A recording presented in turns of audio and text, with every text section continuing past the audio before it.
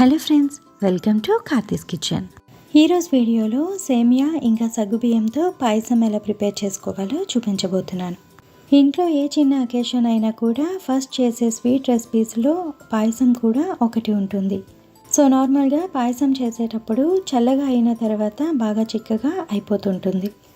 అలా కాకుండా పర్ఫెక్ట్గా ఉండాలి అంటే ఒకసారి ఇలా చేసి చూడండి, చాలా బాగా వస్తుంది.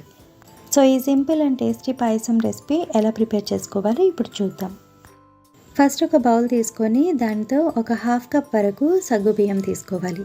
ఇక్కడ నేను పెద్దగా ఉండే సగ్గుబియ్యం యాడ్ చేస్తున్నాను, మీరు చిన్నవి అయినా కూడా వేసుకోవచ్చు. ఇప్పుడు ఇవి ఒక 2-3 సార్లు బాగా వాష్ చేసి కొద్దిగా వాటర్ యాడ్ చేసి ఒక 1 అవర్ నానబెట్టుకోవాలి. 1 అవర్ తర్వాత చూస్తే సగ్గుబియ్యం బాగా నానిపోతాయి. ఇప్పుడు స్టవ్ ఆన్ చేసి కడాయిలో 2 టేబుల్ స్పూన్ వరకు నెయ్యి వేసుకోవాలి. నెయ్యి వేడయ్యాక ఇప్పుడు ఇందులో కొద్దిగా కాజు యాడ్ చేసి ఫ్రై చేసుకోవాలి. ఇవి కొంచెం ఫ్రై అయ్యాక దీనిలో కొద్దిగా కిస్మిస్ కూడా వేసి ఫ్రై చేసుకోవాలి.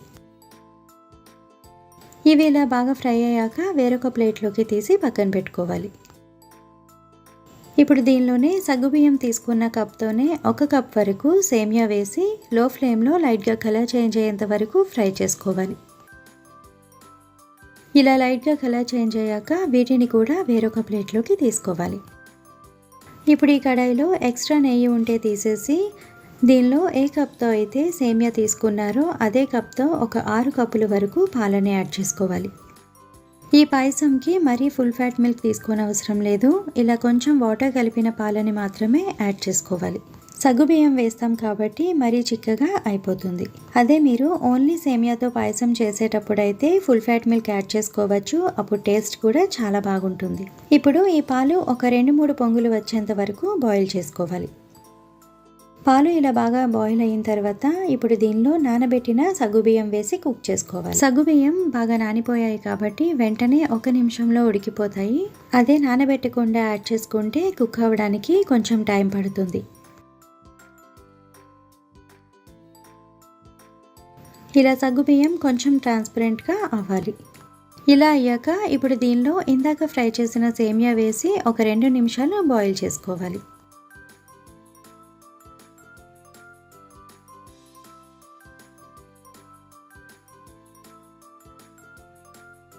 సేమియా కూడా ఇలా సాఫ్ట్గా అవ్వాలి.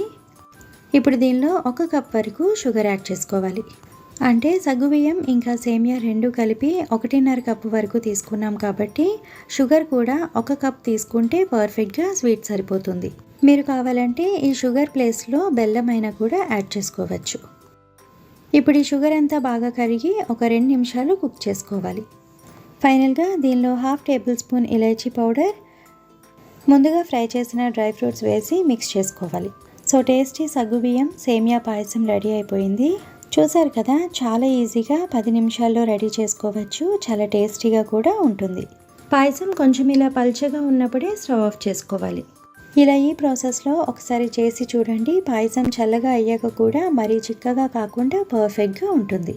ఈ వీడియో మీకు నచ్చినట్టయితే లైక్ చేసి ఫ్యామిలీ అండ్ ఫ్రెండ్స్కి షేర్ చేయండి. అండ్ మరిన్ని సింపుల్ అండ్ టేస్టీ రెసిపీస్ కోసం ఈ ఛానల్ని సబ్స్క్రైబ్ చేసుకోండి. పక్కనే ఉన్న బెల్ బటన్ కూడా క్లిక్ చేసి దానిలో ఉన్న ఆల్ అనే ఆప్షన్ని సెలెక్ట్ చేసుకోండి. సో నేను నెక్స్ట్ వీడియో అప్లోడ్ చేయగానే మీకు వెంటనే నోటిఫికేషన్ వస్తుంది. Thank you for watching my video.